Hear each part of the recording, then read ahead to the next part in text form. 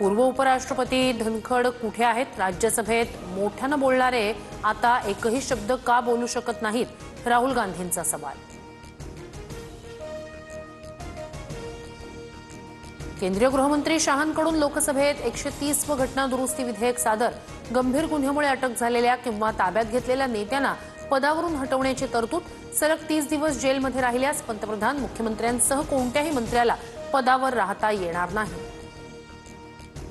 आपण मध्ययुगीन काळात जात आहोत। मध्ययुगीन काळात राजा कुणालाही हटवू शकत होता।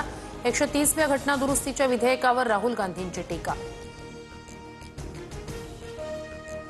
सीएसडीएसचे संजय कुमार यांच्या विरोधात नाशिकमध्ये गुन्हा दाखल। निवडणूक आयोगाच्या तक्रारीनंतर गुन्हा दाखल। मतदारांची चुकीची आकडेवारी ट्विट केल्याबद्दल संजय कुमार यांनी यापूर्वीच मागितली माफी।